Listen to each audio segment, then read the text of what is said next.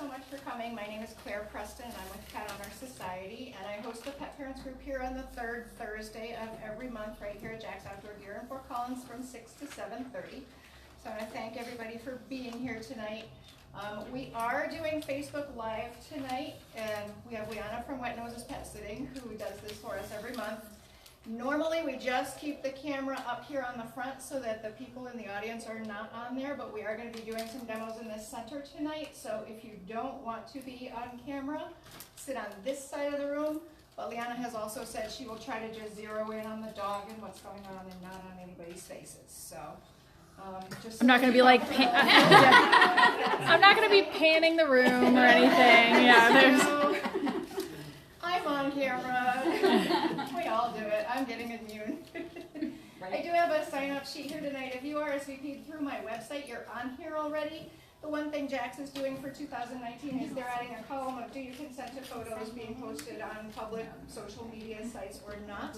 If you don't, then just go ahead and write no, and again move over to the side of the room that is not going to have any photography done to it. So I'm going to pass this around. If you didn't sign up and you're not on here and you want to be notified about future events, please do sign up and let us know who you are. And I will share this with K9 Fitness Works as well as Jax so that we all have your information. Come on in. So Pet Owner Society is new within the past year, so people don't know who I am. So I like to just kind of start off and talk about what Pet Owner Society is and what my intentions are for doing it. I have two 14-year-old dogs at home, and I've lost dogs in the past, and that has been really rough on me. So a little over a year ago, I got certified in pet loss and grief companioning. And what that qualifies me to do is help pet parents through their pet's end-of-life journey as they're in their senior years or as they're getting ill with various illnesses, and you know that the end is coming. I help people through that end-of-life journey, giving you resources as to who you can connect with to make that easier on both you and your pets. I offer grief support. I do memorial services. I did one here last month, and we also did it on Facebook Live. I had over 3,200 views on Facebook with that.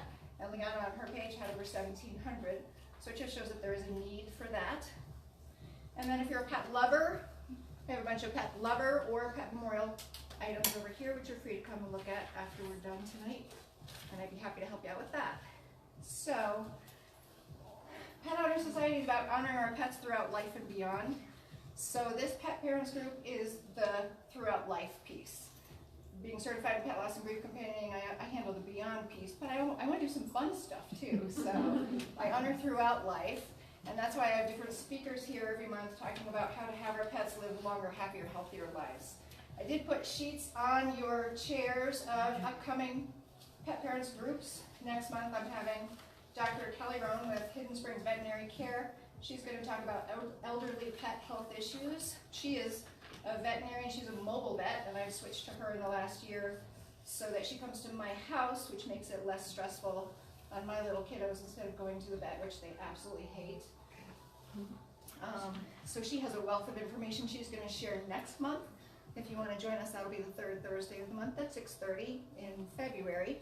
And then coming up the following month, WAG's Pet Market and Grooming is going to have Sherry and Ginny come and talk about the different types of food that you can feed your pets and the different types of ingredients that you're going to see on the labels, because I look at the label and I don't know what any of that means, and is it good or is it not?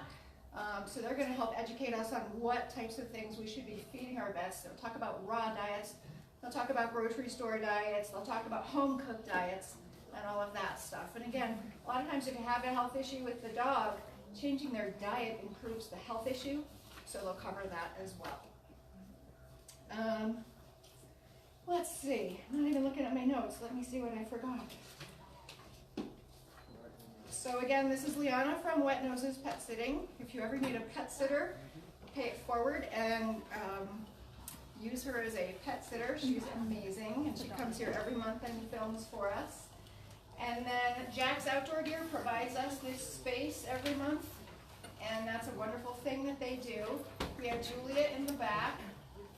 Usually I have someone come up and talk for a few minutes, but Julia has a little cold going on, and so we're not going to have her speak tonight.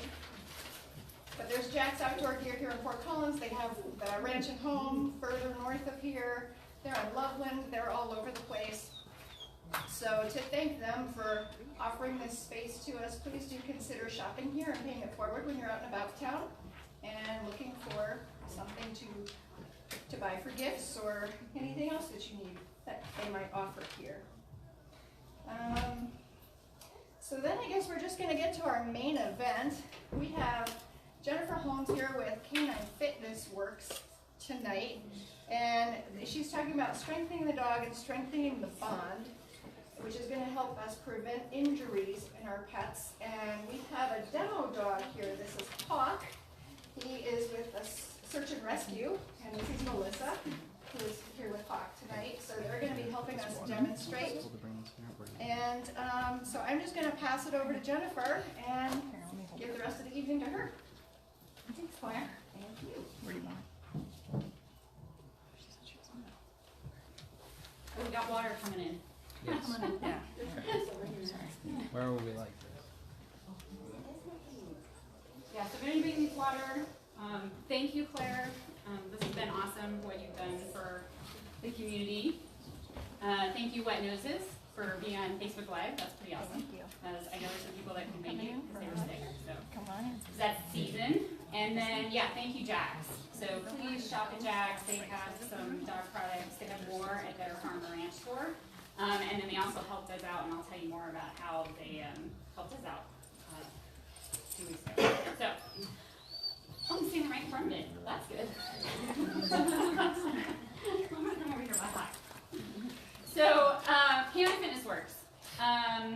I have a bunch of letters behind my name, but I'm not going to talk about that. But if you want to know more about that afterwards, or in questions, feel free. And feel free to ask questions as I go. And let me know if I talk too fast, because sometimes I do that too. So, stronger dog, stronger bond. That's what I'm all about. Fuzzy gym buddies to work out with. Who doesn't want a fuzzy gym buddy to work out with? Like, I thought that was pretty cool, Becca. I just came up with that. Yeah. I love that. Right? A mighty dog with a mighty core. What is that? What do you get pictures of when I say mighty dog with a mighty core? Healthy. Healthy? Runner. Runner. I was thinking yoga. Yoga. There you go. So as man has gone from working in the field to working in the office, the dogs have gone from running in the hills to running in a small square yard or an apartment. So what has that done to our dogs? Couch potatoes. Couch potatoes, right? Lots of sleeping. Do what? Lots of sleeping. Lots of sleeping, yes. So, I've got a couple stories here. So, there once was an adult dog that was loyal to his family and always happy when they came through the door after being gone all day from their journey. He didn't know where they went, but they went and they came home and they always had lots of good smells. They would let him out in the yard, feed him dinner, and then cuddle with him on the couch with a movie. One day, the owner came home and wanted to spend some time with his dog friend, so they went on a 2-mile run. What do you think happened? Dog pooped out. Right. This is actually a true story. Somebody that I was talking to a year or so back, and when I kind of explained to him, would you go on a 2-mile run when you haven't been doing anything for 6 months or a year? He was like, no. So when you think about your dog's activity, think of it in relation to you as well. Would you do it, and how you would prepare for that? So, and then I have another story. There once was an older dog that the owner trained from a puppy. Then there was an adult dog that came from a harder, younger life. And then there was a puppy that enjoyed exploring life. The owner was gone all day as they worked from a distance from home, so the pups could have training and toys and other things. There was a dog walker that came to walk them for about 10 minutes a day if they were lucky. They played in the yard, they got into lots of mischief, you know, like tearing up dog beds and eating stuff on the counter and in the trash. So then when the owner came home late, exhausted, there was a big mess. So what happens if this cycle continues? They get more and more angry. Usually Give up the dog. Do it? They give up the dog. Yeah, they can give up the dog, or they spend a lot of money on trying to, you know, change things to fix the dogs. So just changing a little bit into routine can help the dogs have a little bit more mental stimulation physical stimulation, and fuzzy gym buddies, which also helps the people as well. So in dog history, so dogs used to patrol as wolves. Dogs are descended from wolves. They used to patrol an average of 15.5 miles a day in a 2.5-mile radius. So a very small radius, but they got a lot of miles on them because they were searching for food or they were guarding their territory. They also ate an average of 12 pounds a day, whatever they killed. So now our dogs probably go a mile a day if they're lucky and eat a pound, depending on the size of their dog. The quality of food is different, and that's a whole nother talk that Wags is going to give you here in about a month, 2 months. So you can see how the lifestyles of our dogs have changed through the years. And so this top picture up here, that's actually one of my clients I found on Google. I don't know if they know they're there. But he's playing with his litter mates. And that's what dogs used to do. They would tug, they would weave, they would jump over things, run. And that was great exercise for them because they would engage their core, their hind limbs, their front limbs. Now this is what our dogs do. They hang out in carts. Now, I will say, this is Antoine, and I know some of you may know Antoine.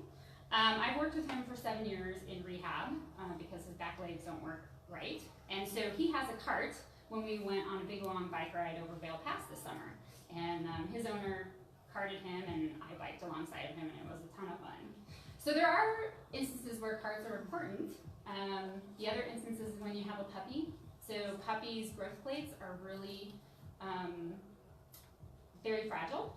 And so what we're learning is that running puppies too hard and, what's the word? So like we don't allow puppies to run on their own so that they can stop when they're tired. We can damage those growth plates and increase arthritis later in life. So if you're gonna take your puppy on a 2-mile run, put him in a cart, you run, stop occasionally, play with the puppy, then go back on your run. So, and then Antoine's Fun is on Facebook. If any of you are on Facebook, you can follow his journey, which is pretty cool. And I have a video here. So this is at Doggy Olympics. And, you guys can see? So that was at Doggy Olympics. I was a judge for the 50-yard dash. And he did great. You know, he didn't break any records, but look at him go. Like, he gets weekly maintenance exercises, and that's what keeps his body stretched and comfortable.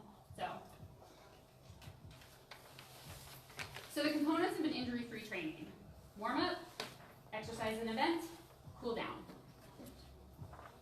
We're going to talk about the exercises. I work with owners to help them create a warm-up and a cool down and exercises for their event. So that is something that I do. This is actually Sadie, my parents' dog, and she was demonstrating standing on a log for me. So fitness is about conditioning, about being active, increasing body awareness. So if we can increase body awareness in our dogs, we can help them prevent injury because as they fall, they'll catch themselves, or they won't trip because they'll know where their feet are and space. And sport dogs are really athletes, and we don't think about that. And people that ski, cycle, run, they're an athlete. And so they treat their bodies differently than, say, those that aren't athletes. And so we have to start thinking of our dog athletes as athletes and making sure they have good nutrition and they're stretching and they're cooling and they're warming up and they're strengthening and they're training. And I'll share some more about some of the dogs I've worked with. And this is, so I do 4-H obedience, help out with 4-H obedience, and this is some of them doing agility. But you can imagine if that dog is on the balance beam, isn't aware of where his feet are, and his right foot falls off, and then he falls off, he could have a tear, a back strain. So really with him having to balance and knowing where his feet are in space, he's protecting his body. All right, so this is Trillian, and she was an agility, well, is going to be an agility girl again, but, and so one of the things that I do, I should get out of the way here, one of the things that I do in training is creating a fitness program that can mimic what they're doing in life. And so she went to rehab. She got rehabbed for her psoas strain. And then a lady that I worked with said, okay, I want you to do fitness on her, continue strengthening her up. And so one of the things that she loved to do was hike. But the problem was that she'd come back from a hike and she'd be sore. But what was great is that her owner noticed when her back was sore because her tail would be down. And we worked on this through therapy and looking at body language and some other things that I'll talk about. So that was great. And this actually did help her body awareness when she went hiking, and she wasn't as sore when she came back. And she loved doing this. You can see that she was having a blast. So then this is her again. And we just started doing jumps 2 weeks ago. Her mom's goal was to just not be injured, have a healthy life. Because of the things I've been through in my life, which I will share later, is that if a dog is willing and wants to do something, I want to help them get there. And so one of the things that we were doing with these jumps is I have seen so many dogs in agility where their butt is just flapping in the wind and they're using their front end to jump, and they can get injured that way. So I want her to learn to use her butt, her glutes, her hams, her quads to jump up with that force and jump over that pole with better body awareness and better landing. So that's what we're working on. She thought this level was really stupid. This is way too low. But she's humoring me. And she's been working on this for 2 weeks. So this week had raised it up higher. And I was so excited. And I didn't get any photos of her doing it badly. But I was so excited because whenever I look at the video, she just has really good form. She's using her back end to jump up and over. So, and again, it's like that's what I do, a trained eye. I don't know how many of you saw, you could see like the power is coming from her back end to get her up and over that pole. She's a lot of fun. And we're gonna get her to agility again, So one of the things I wanna talk about is energy. So there's energy all around us. There's energy in this room and how you guys are sitting with each other and interacting, and energy with me and Facebook Live and Hawk over here who's ready to do something anyhow. And dogs are great at reading our energy. So have any of you ever noticed where your dog noticed what you were doing energetically? Right. So they're very in tune to us. And we can use that in helping them prevent injury because it's one of the components of observation, is listening to our energy and listening to their energy. So here's a story for you. So I already asked you if you have noticed your dog's injury. So has there ever been a time where you thought you could hear what your dog was saying or telling you? Yeah? Yeah. Well, this came apparent to me when I met Tina, and I was living on an island south of Florida. I was going to veterinary school there, and I met Tina. And while we were down there, we didn't want to get sick because we'd have to go to the hospital that had cinder block windows and the chickens would run in and out of it. So I did not want to have to go to the hospital if I got sick. So I used a lot of medicinal herbs, a lot of us did, all legal, of course, to help heal our bodies. So one day I came home and Tina greeted me and she was glued to me, and that wasn't like her. Normally she just goes out, bask in the sun, that's what she loved to do. She pretty much just used me for shelter and food. And I used her for company, so it was all good. So I'm getting ready for bed, I'm locking up my doors because they've been broken into several times, and I just keep tripping over her. So I lock the doors, I grab my machete off the side of my closet onto my nightstand, and we go to bed. And then I wake up and there's a shadow man at the end of my bed. And I can't tell if it's the light coming through the blinds or if there's somebody actually at the end of my bed. So I start to reach for my machete, and Tina pops up. Shadow man, not real. Tina real. As I watched her, I realized Shadow man might be the product of medicinal herbs. So I looked at her, I said, I hear you. She acknowledged me and walked out to bask in the sun. So that was really my first experience with really energy and listening to my dog, and her listening to me. So then we came back to Colorado. She wasn't real thrilled with the minus 20-degree weather. She was definitely a dog that loved 90. And I got West Nile virus. I was pretty sick, got that in 2007. So whenever I would go out with friends, I would have what were called relapses. Fever, chills, body pain, light sensitivity, noise sensitivity. Well, one day, Tina was like glued to me again. Just kept following me around.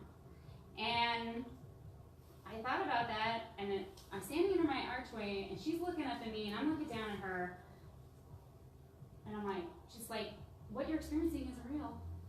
And I'm like, oh, that's a little odd. but so when I acknowledged what was going on in my body, she went and laid down again. So that was my second experience of a dog trying to tell me something was going on. She was a huge help in helping me stop relapses before they started. And she passed away about 6 years ago, but she was an amazing dog. And since then, in these last couple of years, dogs just tend to gravitate to me. And I think it's because I smell like treats maybe, or other dogs, I don't know. But I really listen to their body language, and I really listen to them. And so I think it's just this unspoken communication that I have with them. And I've had dogs try to cross the street while they're walking with their owners, and so now we kind of have this unspoken, I see you, I hear you. When it's okay, we can, play. So, and as I said earlier, Antoine and I went over Vail Pass, and so that was me after I came over Vail Pass, and I don't know how that had the strength to hold that bike up, but I was so proud of myself. Because I had to give up biking when I had West Nile. And so to be able to do 3 long rides and to bike up over Vail Pass and back was a huge achievement for me. And so I use a lot of that experience and knowledge of my nervous system when I work with dogs, because I have more of an experience of what they might be going through. And if there's something that they want to do, I want to try and help them get them there, because it is possible. All right, this is where you guys get to interact. So what 6 things are different in these pictures? Got a white shirt and a purple shirt. Okay. Necklace. Santa hat. What was the other one before the Santa hat? Necklace. Necklace, okay. You probably can't tell, it's hard to see. Pants. Shoes. And shoes. Yeah. Yep. Shoes. Yep. Good job. Okay, now you got another one. So you're going to stand up and look at your neighbor.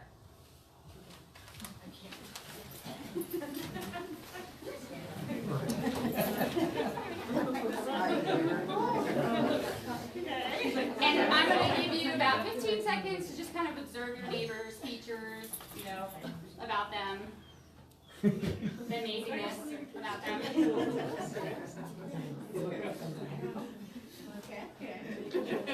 And now I'm going to have you guys turn back to back.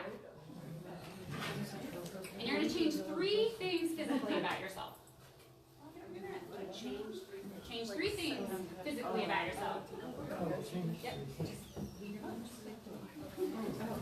Think of 3 things.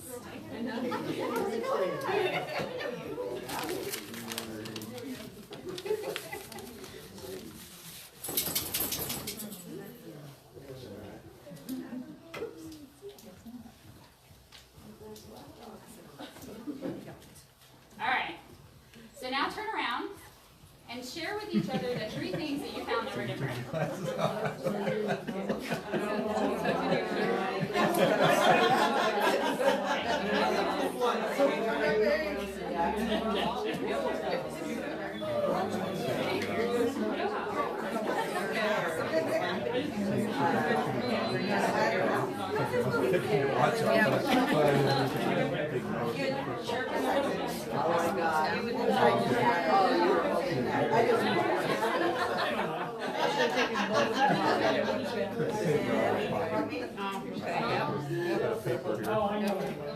And if you get them, feel free to go ahead and have a seat. Oh, okay. I didn't know if that was, did that now or, okay. So how many of you were able to find the 3 things? Okay. All right. So how many of you found 2? 2. Majority? Okay, so these are just little observation exercises that I've done in other meetings. And it's just don't realize how much you miss throughout the day. And it can make a big difference. Like if you see somebody that doesn't look very happy, smile at them, say hi. It could change their day in a big way. So if you think about that with your dog, when you're out walking with your dog, if they've got a nice gait while you're out that day, and the next day you go out and they're kind of like doing this weird thing, they could just have a sticker in their foot, or they could have done something the day before that they pulled a muscle. And so just being observant of that can make a big difference in how you can prevent injury later on. So this is a chicote. And so we talked about energy and observation. So now we're going to talk about trust. So when I work with dogs, I really try to build trust. Because if they trust me, they will do most anything. I don't want to force them to do anything. I want them to do it and enjoy it. So she was really worried about the world, and it took her 2 sisters and several months of training to even get her to stand on this balance board. And then I've been working with her twice a week for the last 6 months, and she's come quite far. We just had another session last week, and she did this, and I was pretty amazed.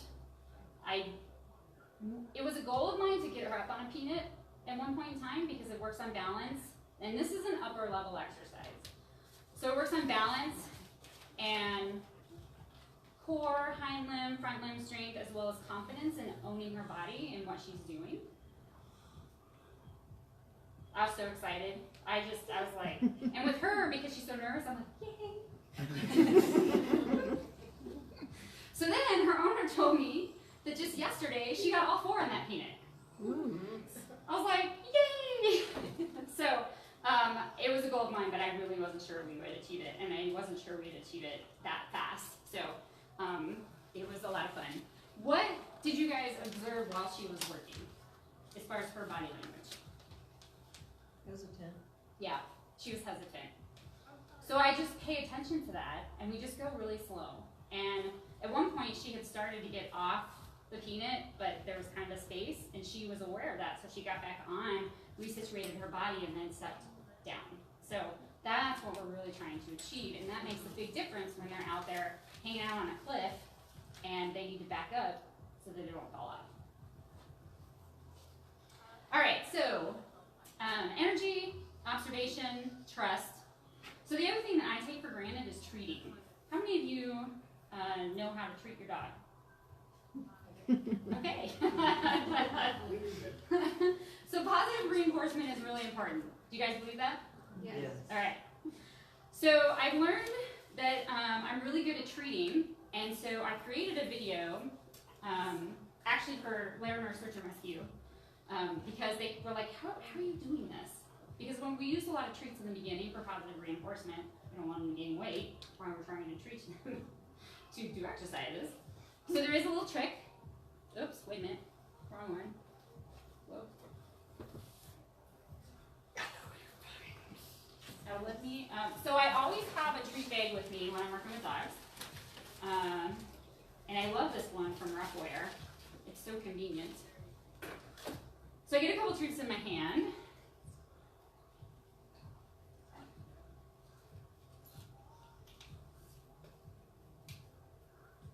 And so I just have a couple because these are kibbles. Melissa here has a natural balance where it's kind of soft. So I just hold them in my hand, I create a fist, and then I move my hand around so that the dog isn't really getting a treat, but they're trying to get the treat out of my hand. And then I release a piece occasionally because sometimes they get frustrated with, hey, I smell that treat, but you're not giving it to me. And then I reward them at the end and I give them all of it. So this is Dante, one of the search and rescue dogs. And yeah, he's kind of like, can I please have that treat now? He's much more polite than Hawkins. He is very polite. So that's the other thing. Like you will have dogs that are gentle as far as doing this, and then you will have dogs that are not so much. And so you just have to learn how your dog works, and then just adjust from there. And so, oh, I screwed up. Fast forward that. So then here, I was actually doing an exercise. I think I was trying to get him to do a sit to stand. And I had the treat, and then at the end I gave it all to him when he did it. It's like, can I have some of those things you're talking about? Right? All right, do you guys have any questions so far? So what if your dog's not really treat motivated? Good question. So 2 things. You can either find a treat that they really, really, really love, like hot dogs, chicken, cheese, generally. And if they don't, use a toy. She don't like toys. No toys either. Not when she says it. She's fearful and hesitant. So Okay. when she's triggered, she needs her safe space. She doesn't treats toys. Don't worry. Okay. So she sounds a lot like Chakotay, and we just go really, really slow. And when I started working with her, we just used kibble. Did we? No, we used cheese. Yeah, we used string cheese because that was the only thing I could get her to work for me with. So just using a really yummy treat, and you only use it during that time, whatever that yummy treat is. And a lot of time, and you just go slow. It takes patience. It took me a year to get her to do much of anything. So it just takes patience, and then learning to trust you, and that, oh, these treats are fun. She loves her exercises now. She wants to do them. So yeah. So you can try that and see if that works. Does she have anything else she loves? No. Yeah. Not when she gets triggered with fear. And starting in her safe place. That really helps you put down. yeah. So starting in their safe place too. Yeah. What was her safe place? For her, it was like in a dark room or in a more of a quiet room, away from other dogs, where she could leave.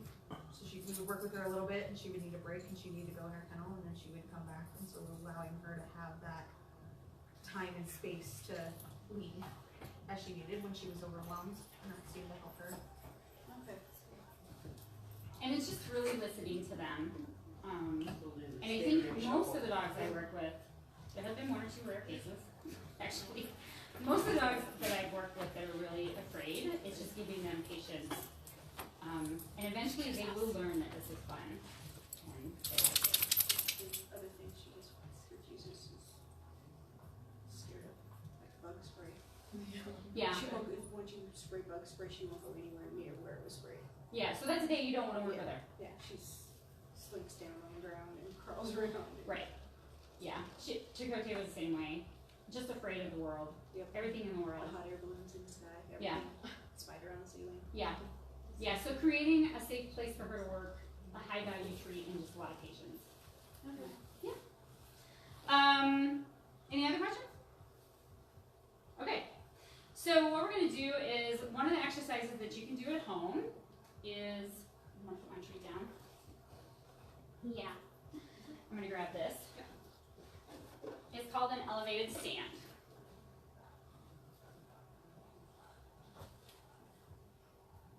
Just trying to decide where I want to go here.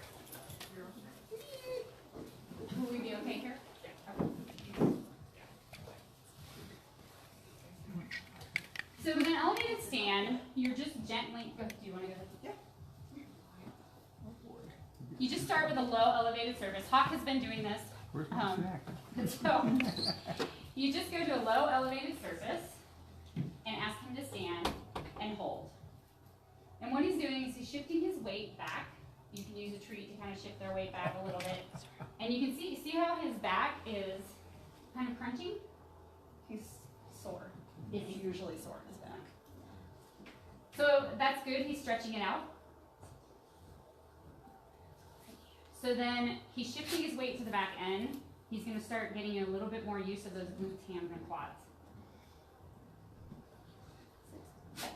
And so you can do this like when you're on a walk. So if you want to incorporate it into your routine, you can stop at a curb, put your front feet on the curb, hold, then continue on in your walk. If you see that for some reason they don't seem to be extending their hips as well because you become more observant, then you can have them stand, do a little stretch, and then see how they walk and see if they walk a little better. Boy, Hawk. And it's a basic exercise that we do, and then we add stuff to it as it gets more difficult. The other thing that I say too that you can add it into your routine is, no, you're good. Is raise their food bowl. And so then you can have their feet on a surface and their food bowls raised. So depending on how they eat, they're doing it twice a day on their own. So that's another little trick. And I think raising dogs' food bowls is just a little easier on their neck. I do have some people that say, well, dogs never used to eat on a raised food bowl. It's like, well, yeah, they used to lay down and gnaw on what they were eating. So I think raised food bowls are great, and then you can incorporate an elevated stand depending on how they eat. Tina was an eater where she would grab her food and then run into the living room, so that didn't really work for her. So, and Sadie here is showing that you can do it on a step. So she was just doing it on a step outside, a nice elevated stand. And when I'm starting to teach this, it's not so much about form, it's really about them learning what I want them to do. And then I start working on form. So that's why I said with patience, it's really about, when you have a dog that's so scared, it's about just stepping on that step, because just stepping on that makes them worried. So it's just going slow depending on the dog. And then you can adjust it from there. And then I'm a big proponent of not spending a lot of money on exercise equipment. So I found that at ARC, I think. I frequent all the thrift stores for exercise equipment. And then I just attached a yoga mat on it to make it less slick for the dog. And then I was driving down the road, and there were a whole bunch of these that somebody put out for free. And so I picked them up because they're a nice foam surface for dogs to stand on. And I can stack them up depending on how high I want to go. Because when I start out a dog, I'm going to start low and then gradually add some in. So exercise doesn't have to be expensive. Fit bones are really cool looking, but they're not worth $70. Do you guys have any questions? Okay. So this is Daisy, and she's a pretty amazing girl.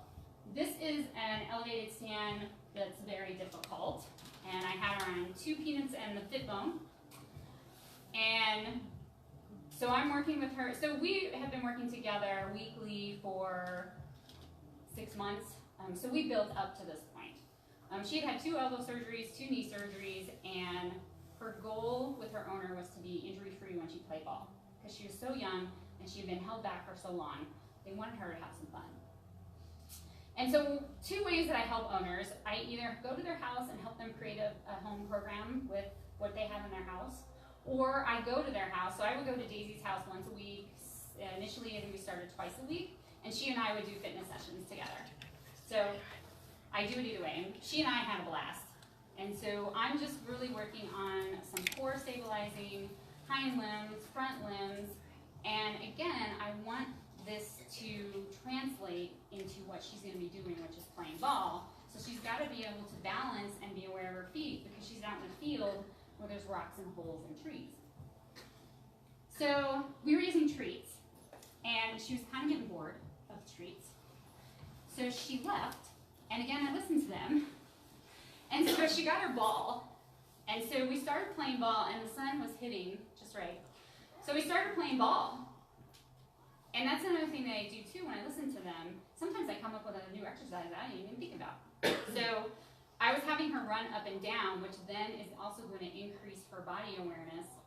And so when she's running down a hill for a ball, or running up a hill for a ball, her body can be like, oh, I got this, I've been practicing this. So I have more body awareness and more injure myself. I will say, unfortunately, about 2 months ago, she did pull a muscle. We're not quite sure how. So she's been on some decreased exercise, and we'll get her back going again. But the same thing happens for us. Like, we're going, and then we get sore. On my sciatic, my right side was mostly triggered from what's now, so I still have some issues there. So you just back off a little. Listen to your body. It's so important. Listening to our body and listening to their body. So then, this is our other one. Step overs. Julie, I'm going to leave treats on the floor. Sorry, move this here. I think she's snap the pattern anyway. The hair. So, step overs can be done a couple of different ways.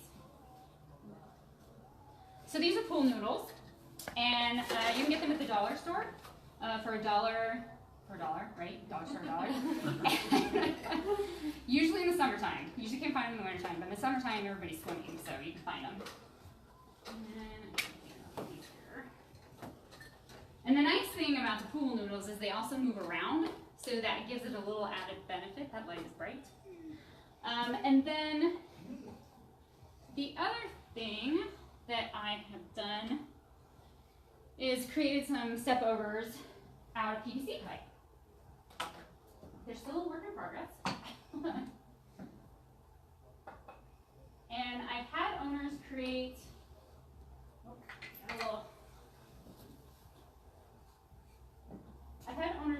oh right, this one doesn't have a hole. Step overs over various things. Some people have gone to Home Depot. Home Depot has helped them create a PVC pipe cavalettis. Some people go to the dollar store and get a laundry basket and put them on each side, put a pole through them, so anytime they have to go outside, they're doing their cavalettis. Expandable shower curtains or curtain rods in the hallway. Just do not leave them up at night. So, are you ready, Hawk? Yes. All right. That's what the work was about. I know. He's like, hello. He saw the equipment. Hey. So the nice thing about cavalettis, I love them. They're so simple. They've got to know where their feet are in space. That's mostly not him. That's the system. Ready?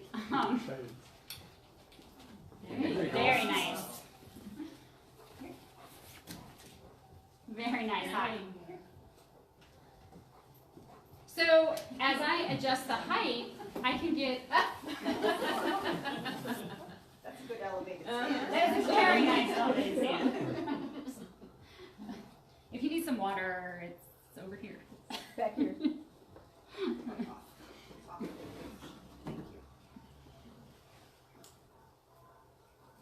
So the nice thing with step overs, if you're out on a walk, you can step over sticks. There's playgrounds. I use City Park human fitness equipment for dogs all the time. There are actually a really nice set of all kind of like cavalettis that dogs can walk over. And I think also it's in like sand, mulch. So just the different textures on their feet, grass, mulch, sand. Some of the playgrounds have that rubber tire stuff.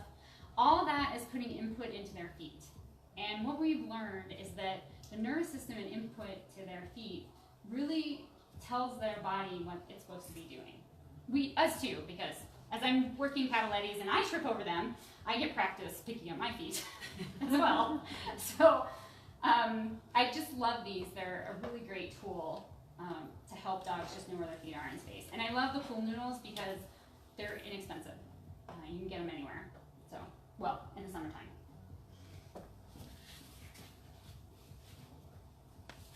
But it also helps with balance, because as they're stepping over things, they have to balance at the same time. So they have to engage their core as well. Oh, that was really good and talented.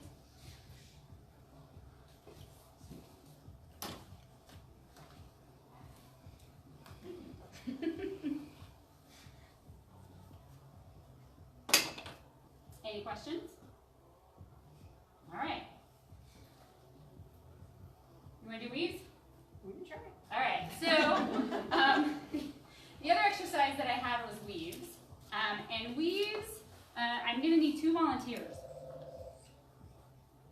Okay? Okay? So I'm going to have one of you stand there. And one of you stand here. I'm actually wondering. Actually, I'm going to have you guys come over here.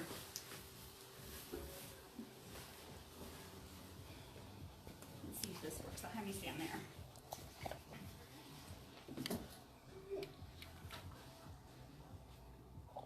And I'll have you come up a little further.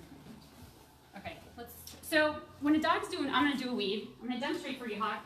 I'm not watching you. I'm sorry. Go, Jennifer, go. Okay. So, when you're doing a weave or a figure 8, Hawk, it's not one of his favorite things. You're working on some spinal flexion. You're gonna help stretch out those lats. You're working on where their feet are, again, because we gotta do some crossover. You're good, Hawk. You're doing awesome. I will start wide to give them a lot more space, and then as they get good at it, I move people a little closer.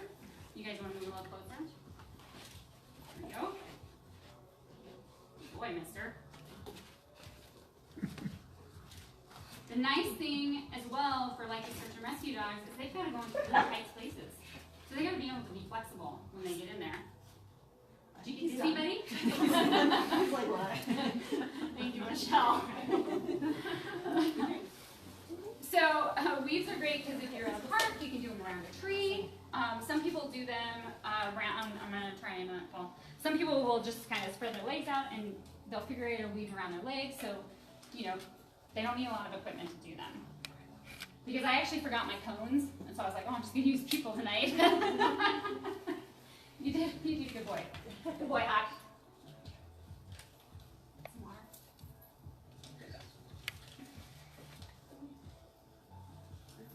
So weaves are nice. There's also, again, at City Park, because I use that equipment, is weaving through some of their equipment.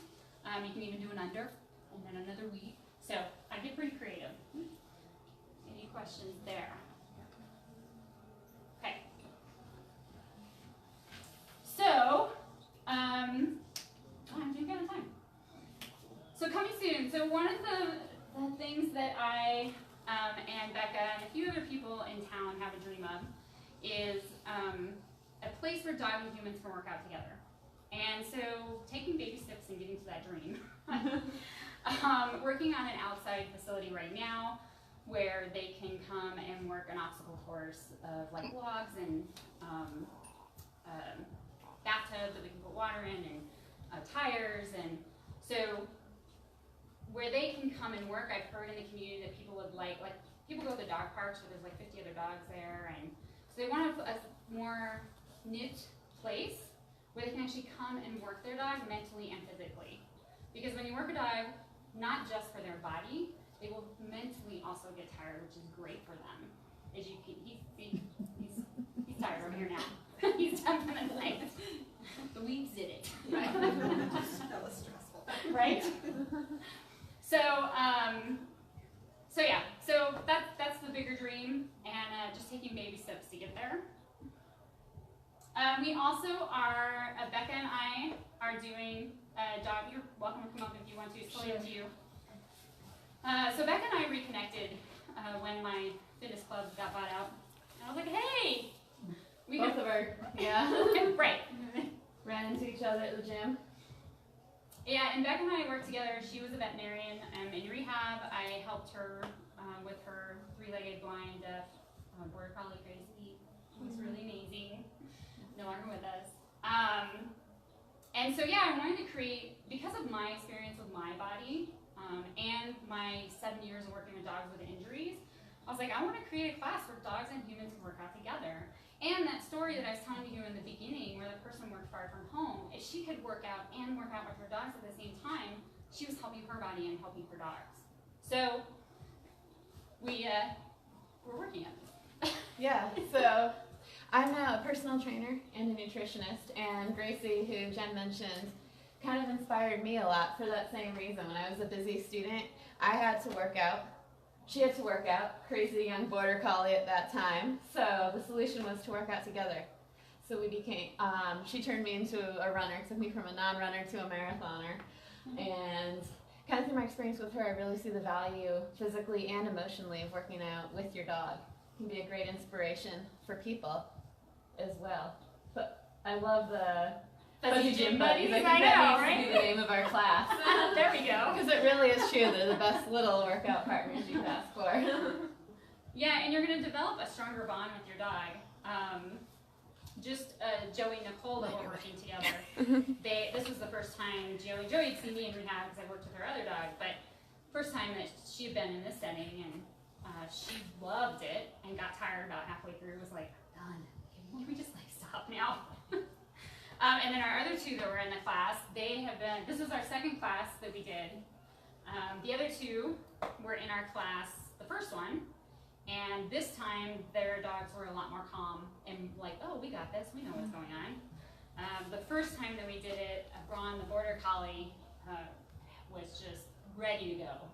And Julie was like, she's got so much energy. I'm like, don't worry, we'll take care of it. And about halfway, you could tell he was like, okay, I'm getting a little tired. And by the end, he's like, can we go home and eat dinner now? We managed to tire out like a 3-year-old, I think, border collie. Intact 3-year-old border Yeah. collie. Yeah, We were pretty proud of ourselves. How long are those classes going to be? We do them for an hour. Okay. And what we do is we do a warm-up and then a circuit and then 10-minute breaks so the dogs can go pee or where they need to, or the people do. And then we do another circuit and then a cool down. So actually that one was done at Jack's. The first one was done in my house because I have been trying to do this for a while and I was like, this is gonna happen. And so I cleaned my house, which it needed anyhow. And we had you, me, and Julie, the 2 dogs. Yeah, and Laura. Yeah, And so the it worked dogs, out fine. the boys. And I had a hallway, so it was kind of like a track. And then the second one we got to do at Jack's, where Julia go. We got to do it at Jack's, and just a couple weeks ago, and it was a lot of fun. And Beck doesn't know this. So until today, I wasn't sure where we were going to go. And then talking with Alex, who's in Jack's coordinator, they want to open their farm and ranch area, and so we're going to talk about doing some more stuff at the farm and ranch, and so I'm going to go look at their area. And so we want to, because a lot of people are enjoying it, well, the 3 people that we had. So, and our idea is that you can come, try a class out. We have a form you have to fill out so we know like what you and your dog can do.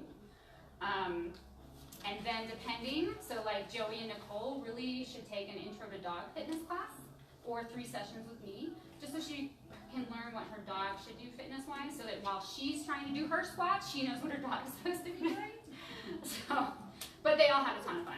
So, and I had fun. Yeah. Oh my God. Yeah. Fuzzy gym buddies, love it. Yep. Great. So, Laughter Wellness Dog Class is another thing that I'm creating, and it's free to the community. So, have any of you done laughter yoga or laughter wellness? Yeah, yep. That's where I know you from. You've been to laughter yoga. Maybe, or the gym. Or the gym, yeah. So, oh yeah, maybe the gym. So, for the last 5 years, I've been doing laughter yoga. And do you guys know what laughter yoga is? I know 2 of you know what laughter yoga is. So basically it's about breathing exercises, really increasing the vibration of your energy, and just having fun. It's funny, people show up with yoga mats and all that, and we're like, no, you don't need that. You just need yourself. So I started this 5 years ago because I was just looking for a way to interact with people again because I had become such a recluse with the West Nile. And the first time I went, I thought these people were crazy. But then I went again and I went again, and I was just seeing such a difference in my health.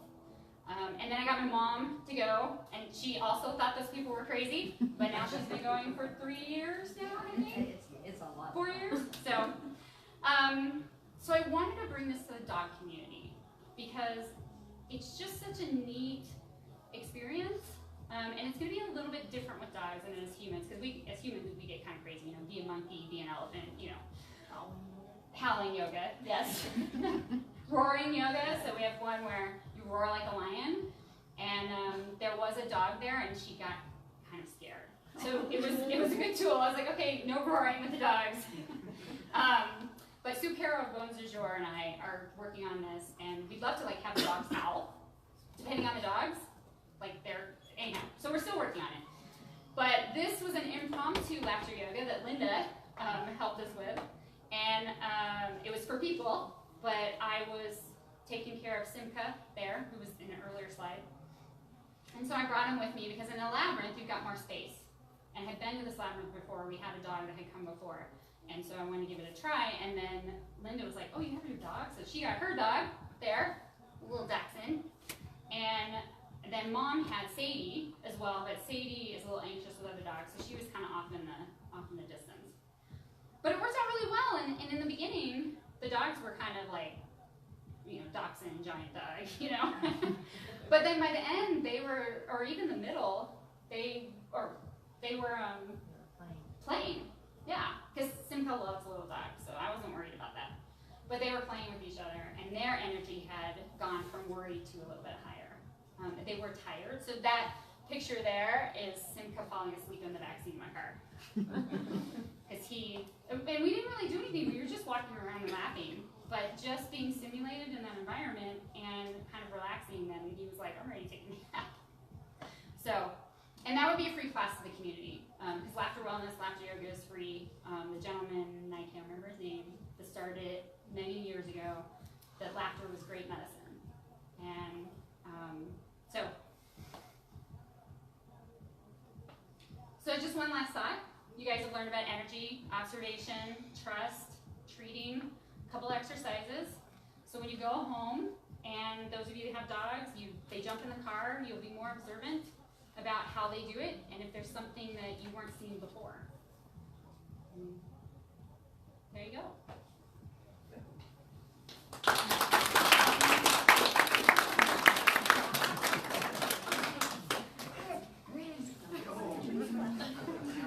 Okay, so I'd just like to thank everybody for coming. If you have any questions, feel free to stick around.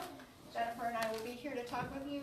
If you know of anybody who has lost a pet or knows someone who has lost a pet, please feel free to come up and take a pet memorial ribbon, which I have right here. This is my logo, which I've trademarked, because there was no pet memorial ribbon out there, and there needs to be. So thank you to Hawk and Melissa for demonstrating to us. Thank you to Jennifer for all of her fabulous information. And thank you to Jax for hosting us, and to Liana from Wet Noses Pet Sitting for Facebook Living for us. And thanks to all of you for being here. Have a great night.